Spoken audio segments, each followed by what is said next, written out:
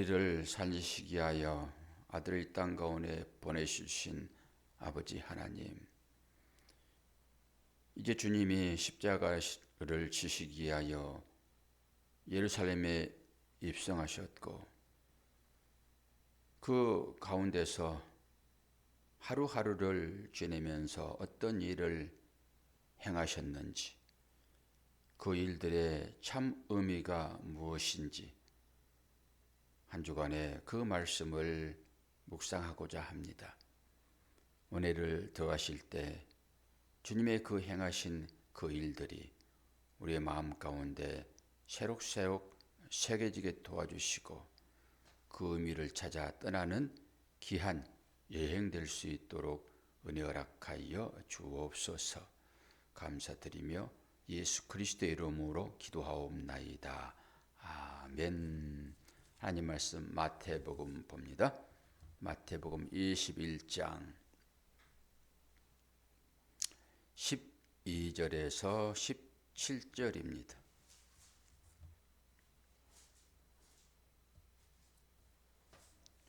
오늘은 성전을 정하시는 그런 내용이지요. 마태복음 21장 12절에서 17절 제가 봉독합니다.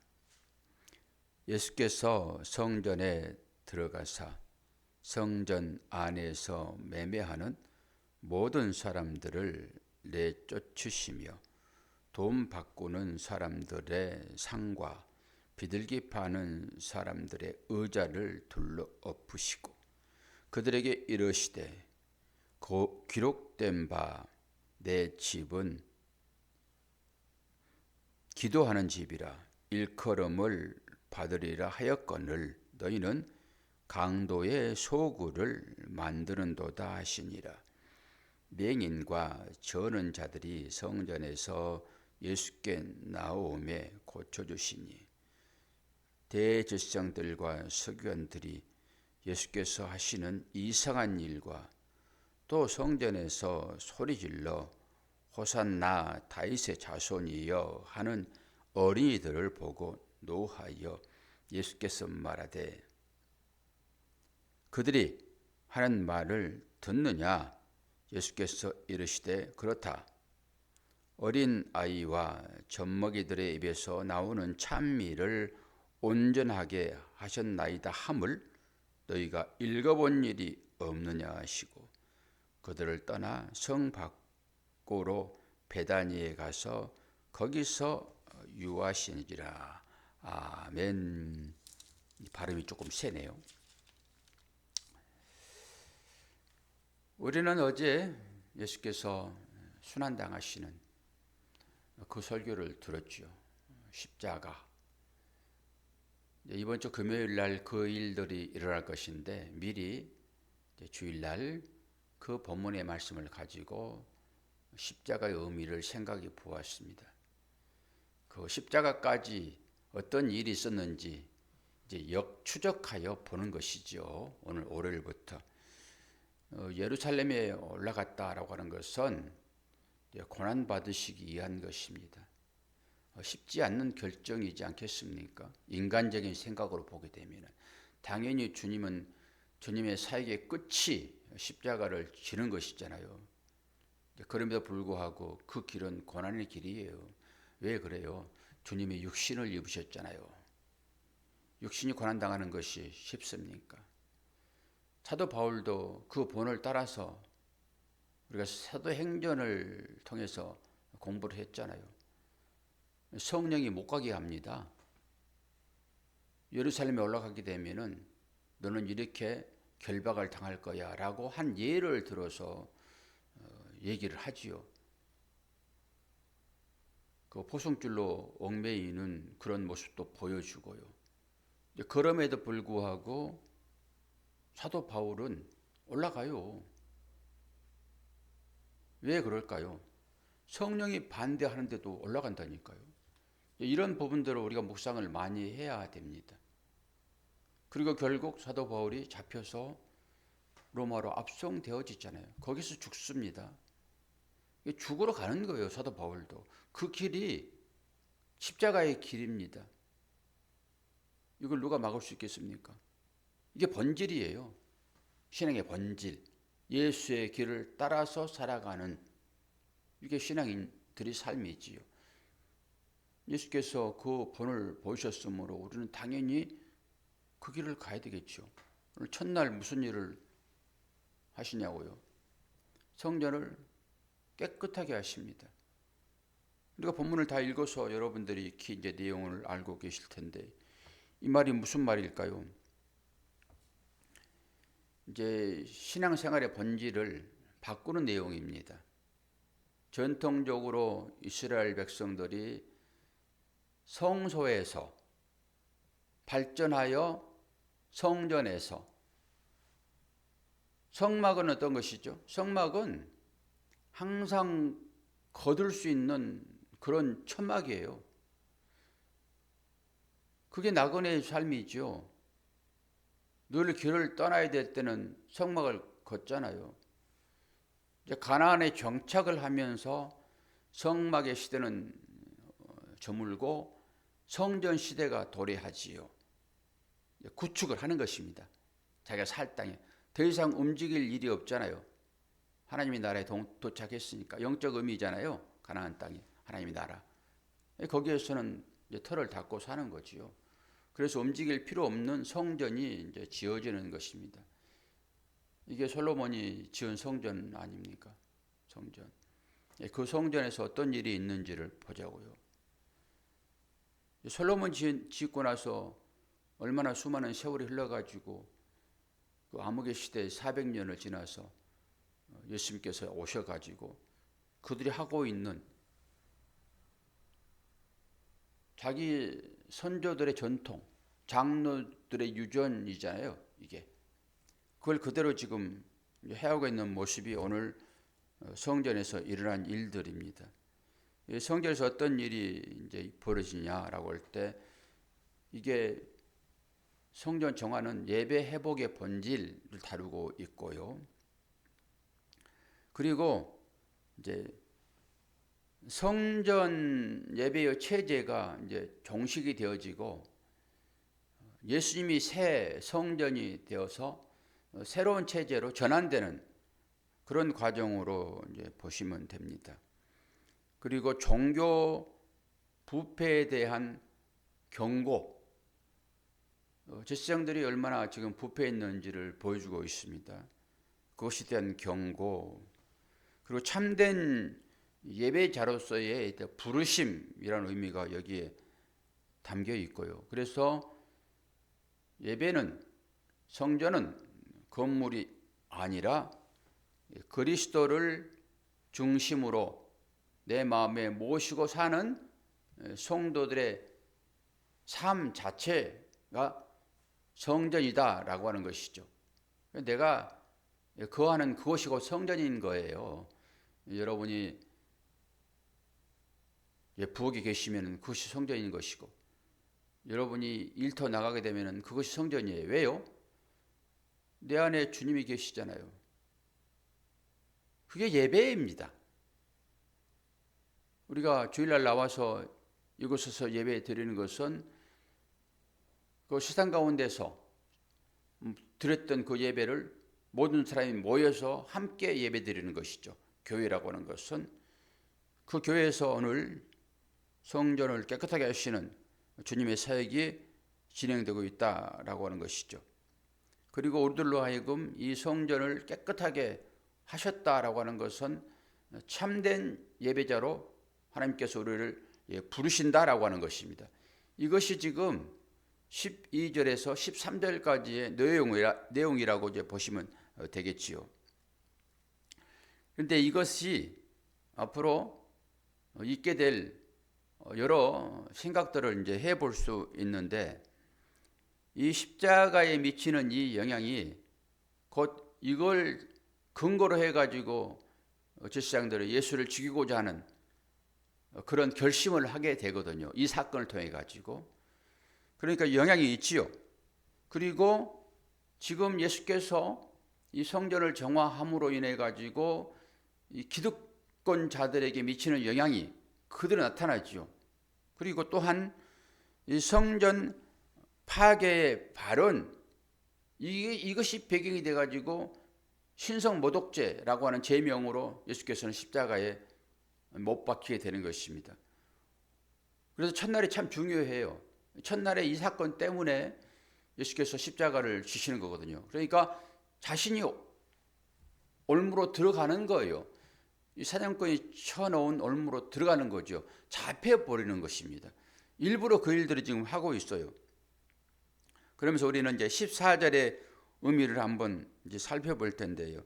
14절의 의미가 저에게는 상당히 깊은 영적인 의미를 생각해 보는 그런 계기가 됐어요.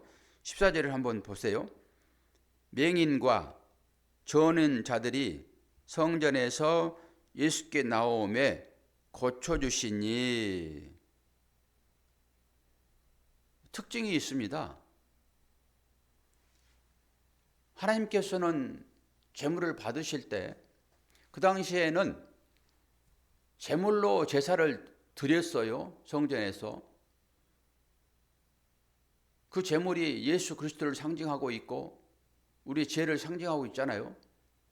그런데 하나님께서 받으실 만한 제물은 하나님께서 딱 규정해 놨어요. 점 있고 흠 있는 것은 안 됩니다. 그것이 눈먼 것이나 저는 것이나 이게 흠이잖아요. 이게 점이잖아요. 이런 건 하나님께서 받지 않으신다라고 얘기를 했어요.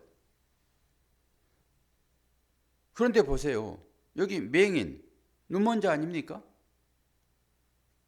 그리고 저는 자, 이들이 지금 성전에서 나오고 있다고요. 이 사람들이 성전에서 예배할 수 없어요. 근데 어떻게 이들이 성전에서 나오지요?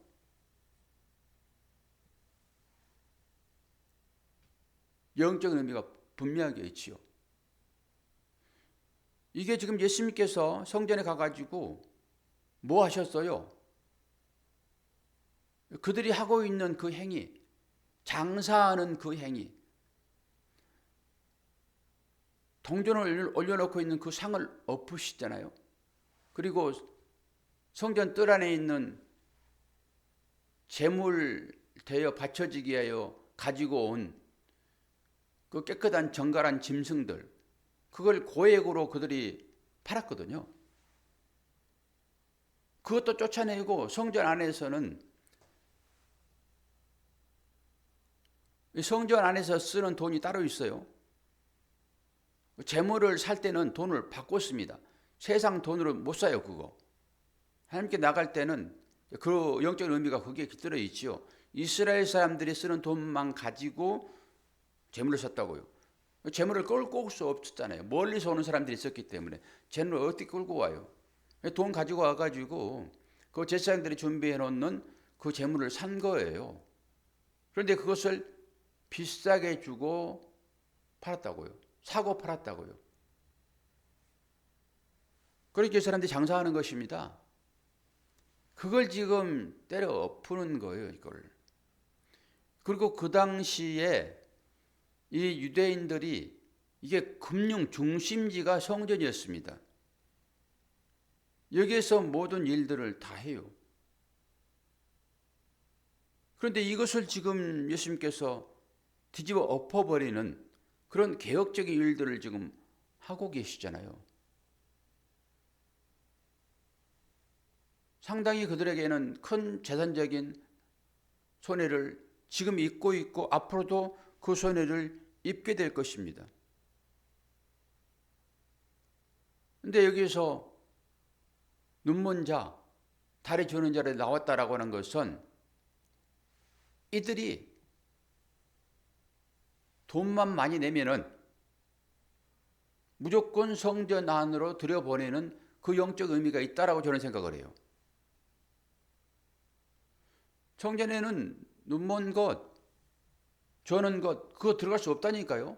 제물로 들어줄 수가 없어요. 그런데 그것이 지금 나오잖아요. 그것들이 영적인 의미로 보게 되면은. 그럼 뭐예요 이게?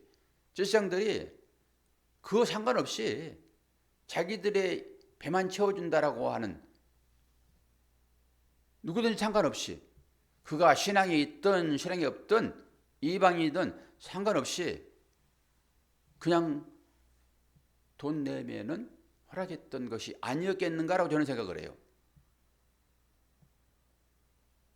이 시대를 한번 여러분 살펴보십시오. 이 시대에도 예수님 어떤 자들을 살펴보십니까? 눈먼 자, 다리 저는 자, 이런 사람들에게 찾아가셔서 예수님은 안수하여 치유하셨다고요. 주님은 그런 자들의 친구입니다. 고아와 과부와 나그네의 친구 아닙니까? 그런데 이 제사장들은, 율법주의들은 절대 그거 허락할 수 없습니다. 율법을 지키겠다라고 하는 그 미명하에 그들은 이런 장사들을 한 거예요. 이 시대에도 교회가 그렇게 어려운 사람들, 그런 사람들이 교회에 오게 되면은 옆자리를 잘 내줍니까?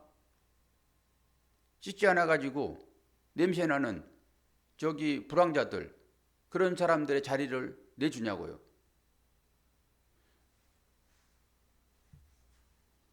어떤 사람들을 교회가 선호합니까? 잘 차려입고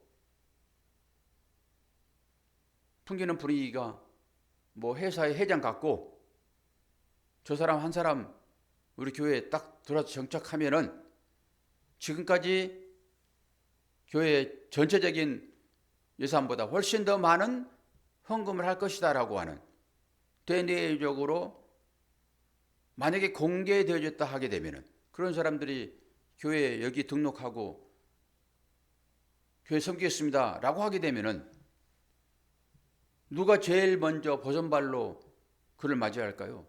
아마 목사일 것입니다.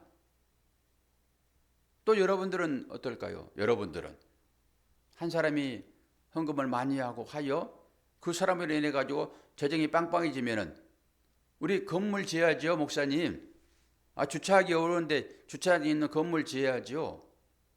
다른 사람들은 매년 들로 산으로 야외에 가고 음식도 뷔페식으로 해가지고 거창하게 잘 먹는데 지금까지 우리 그렇지 하지 못했지만은 저 사람 몸으로 인해 가지고 우리가 그렇게 될 수 있으므로 저 사람을 잘 섬겨야 되지 않겠습니까? 라고 그 사람의 비난을 마치면서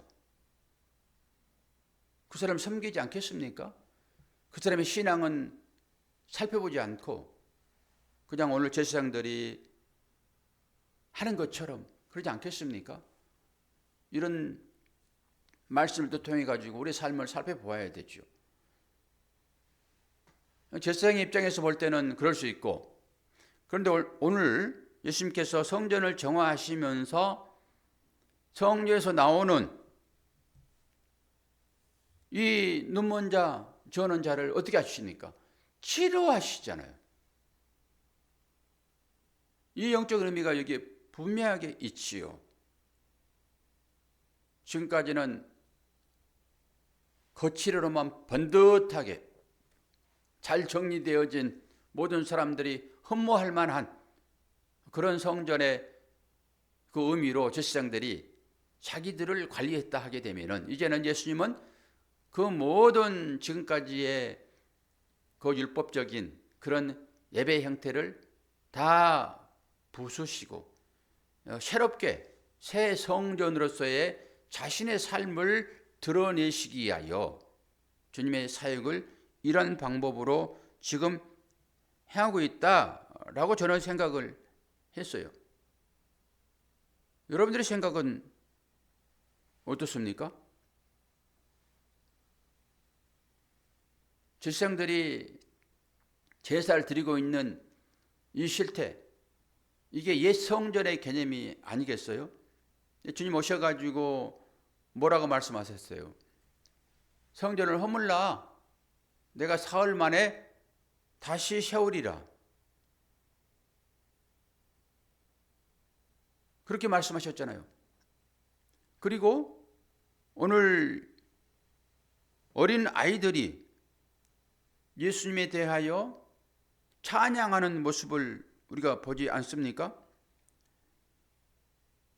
15절 대제사장들과 서기관들이 예수께서 하시는 이상한 일과 또 성전에서 소리질러 호산나 다윗의 자손이여 하는 어린이들을 보고 노했다라고 하는 거잖아요. 그런데 우리가 이제 마가복음을 공부하겠지만은 여기에서는 다윗의 자손이여라고 얘기를 하는데 마가복음에는 다윗의 나라여라고 얘기를 해요. 마태복음에는 정치적인 그런 단어를 쓰지 않은 이유가 있다라고 성경 해석자들은 얘기를 해요. 만약에 지금 로마의 압제 가운데 있는 이스라엘 아닙니까? 그런데 또 다른 나라를 얘기하게 되면은 상당히 문제가 심각해질 수 있어서 다윗의 자손이여라고 얘기를 해요. 이것도 로마 사람들에게는 걸림이 되지 않지만은 지금 제사장들 이들에게는 걸림이 되는 얘기예요. 메시아가 누구의 자손으로 옵니까?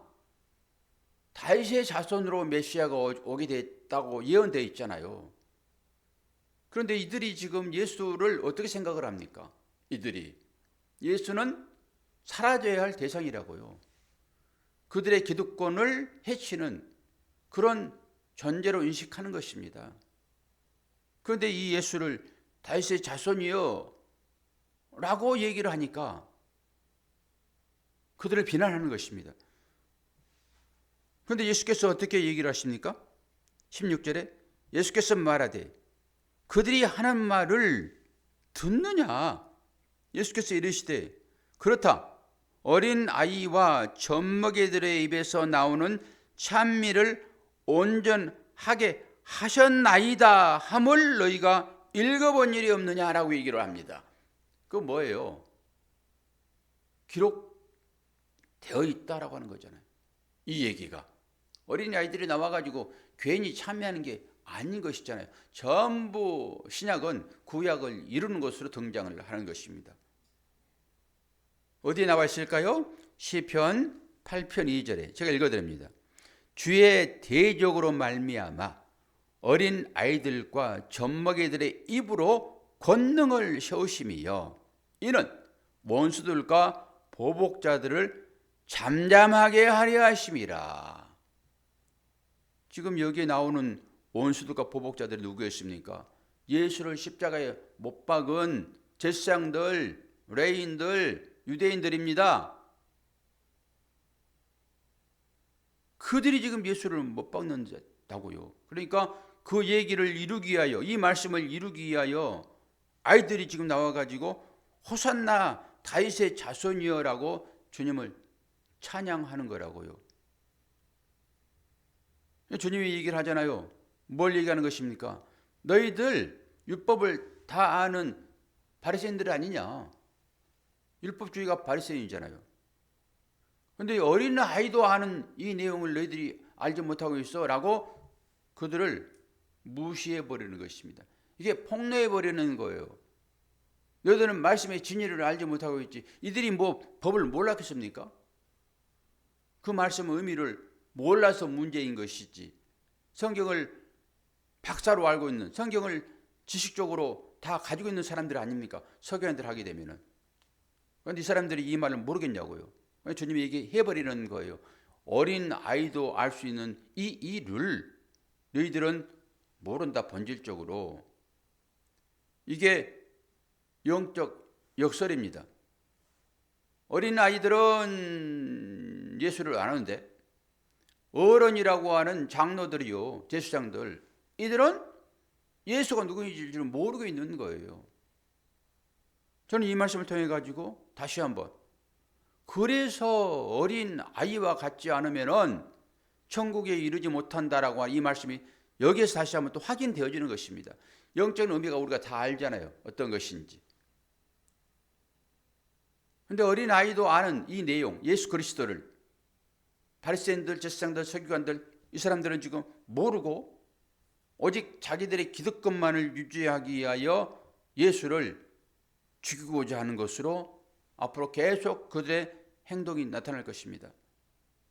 오늘 예수님께서 십자가를 지시기 위하여 예루살렘 입성을 하셨고 첫날 무엇을 하셨는지를 생각해 보았습니다. 첫날 뭐 했다고요? 성전을 깨끗하게 했다고요.